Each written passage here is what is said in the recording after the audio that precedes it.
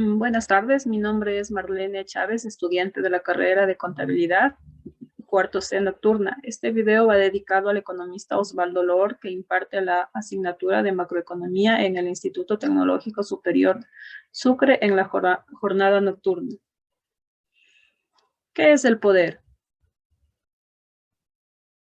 Si lo vemos en forma de juego, el objetivo del poder es hacer que las personas cumplan tu voluntad independientemente si está bien o mal. Si uno pretende no jugar, es tarde, pues ya estamos en las varias partidas. Las reglas nadie las tiene, es más, si nos enfocamos que quienes dan noticias, todos ellos están confundidos, pues nos cuentan historias y juicios morales de lo que pasa en el mundo, pero ellos no entienden como tal lo que sucede y cómo podrían si no solo están enfocados en entender la naturaleza del hombre, cómo debería ser el gobierno ideal, pero el ejercicio del poder casi nunca tiene que ver con lo ideal o lo hipotético, casi siempre se trata de lo real, de lo inmediato. Por eso cuando alguien te habla de dictaduras y democracias, en realidad nos habla de dos estilos de juego distintos, pero ambos están atados a las mismas reglas y el gobernante que no sigue estas reglas no gobierna por mucho tiempo. Si queremos comprender cómo funciona el gobierno, los negocios y todas las formas de jerarquía humana, debemos pensar en las acciones e intereses de individuos específicos en el poder. Hay dos tipos de poder, el poder represivo y el poder normalizador.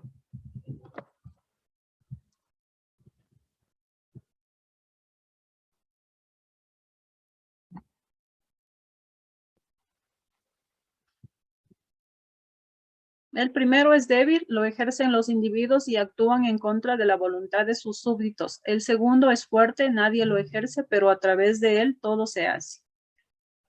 Imaginemos un 4% de personas, 5 de ellas tienen metralletas. ¿Quién tiene el poder?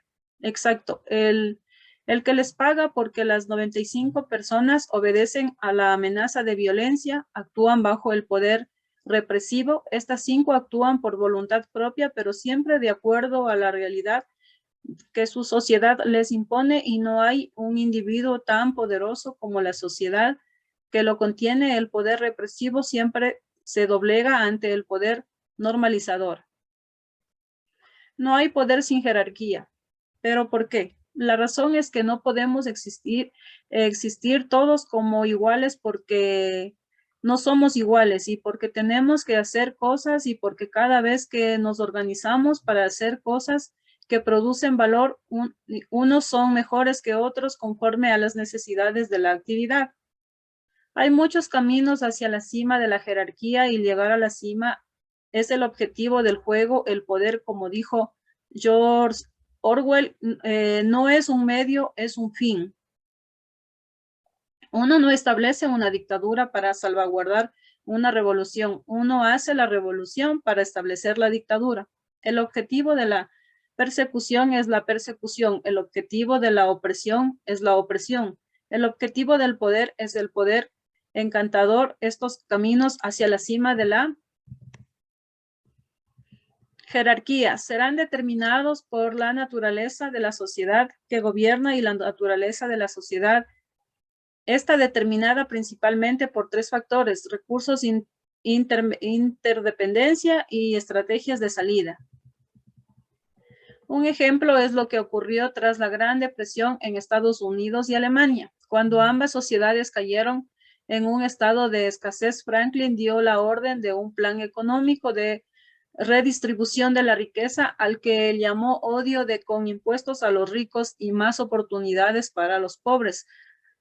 Alivió el descontento social y mantuvo estable la economía norteamericana, alemana. No tuvo un odio y la gente desesperada por una solución corre a protegerse detrás de un líder fuerte que les permitió aliviar la escasez y la desigualdad, y este era Adolf, pero que no nos engañe con su pose de líder. totalitario porque no dice la regla número 3, nadie gobierna, solo nadie. No importa si eres un monarca, un dictador, un presidente o un sitio o no importa si eres Louis XIV de Francia, a quien él no podía cobrar impuestos, ni pelear batallas, ni construir obras públicas. Su único poder era dar órdenes a los nobles que a su vez ordenaban a los caballeros, a los soldados y a los ingenieros que incumplieran la voluntad del rey. Esto significa que el poder es un juego en el equipo en el que puedes ocupar una de 4 posiciones hasta arriba, hasta el rey o dictador, presidente, cónsul, como le quiera llamar en este es el ganador temporal del juego y su premio es tomar decisiones. Abajo de él están los esenciales. Esta es la gente a la que el rey necesita para que su voluntad se cumpla y para mantener el poder en una monarquía. Estos son unos cuantos nobles en una dictadura, apenas un puñado de burócratas y una democracia. Se trata del gabinete encargado de coordinar la operación del aparato político. Estos individuos a su vez forman parte de un grupo más grande de jugadores al que llamaremos los influyentes. Estos son los individuos cuya opinión realmente importa para alcanzar y mantener el poder.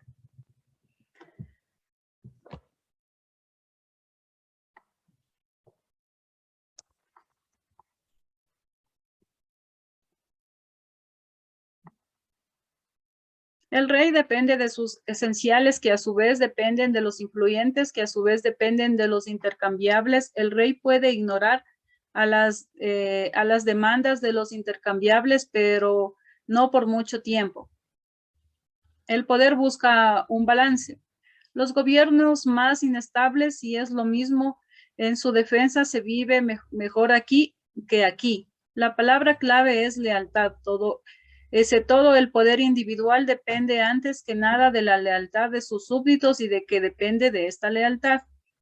Nada es gratis. Un líder necesita dinero, oro y diamantes para obtener sus 100 castillos, alimentar a sus 1000 mujeres, comprar carros para sus millones de lamebotas, reforzar la lealtad de sus fuerzas militares y aún tener un poco para depositar en sus cuentas del banco. Vladimir Putin, ¿cómo mantiene tan felices a sus esenciales? Otra forma de enriquecer sin ayuda a la gente es pedir prestado. Puedes pedir tanto como otros estén dispuestos a prestarte y no vas a pagar tú y tus esenciales. Esa deuda la pagarán los ciudadanos y eso sí, la pagan cuando eres una deuda. Puedes no pagar y ya. ¿Qué van a hacer? Invadirte. De acuerdo a la Transparencia Internacional, los 25 países más corruptos del mundo son dictaduras y solo un par podrían ser vagamente clasificados como democracias, y esto no es porque los demócratas sean héroes y los dictadores villanos, es porque una jerarquía corta el modo más efectivo de comprar lealtades a través de recompensas directas. ¿Cuál es la diferencia entre demócrata y un dictador? La principal diferencia está en su función. Las dictaduras y monarquías tienen líderes, pero estos señores no son líderes, son servidores públicos contratados con el dinero de sus impuestos para operar una parte pequeñita del aparato político de su país. Su trabajo es servirte. Nadie está en control. Hasta ahora hemos hablado del poder como si en manera de un punto fijo, y quizás eso era verdad hasta la época medieval, cuando había un rey y una corte y un contrato social firmado en sangre, pero en los últimos siglos el poder ha experimentado una gran transformación. Podemos verlo en nuestra vida diaria. ¿Cuál es su verdadera interacción con el poder? Cuando escuchamos poder nos imaginamos policías, una bota en el cuello, pero si el Estado debe ejercer la fuerza para imponer su autoridad, realmente está en control. El verdadero poder es invisible y lo obedecemos todos por voluntad propia. De todo Lo mencionado, vemos que el poder está en nuestro día a día. De hecho, sí, se da el poder a personas que solo buscan intereses personales, pues la desgracia viene para el resto del pueblo. Tomemos en cuenta la realidad de nuestro país, un país pequeño con alto índice de corrupción. El poder de familias políticas ha hecho mucho daño a nuestra patria, provocando que cada vez más nuestro país vaya al retroceso. El poder mal administrado provoca caos y desespero al resto del pueblo, que busca luchar por una vida más digna, que lamentablemente nuestros gobernantes no nos dan. Solo se basan en falsas esperanzas, pero no en promover un bien.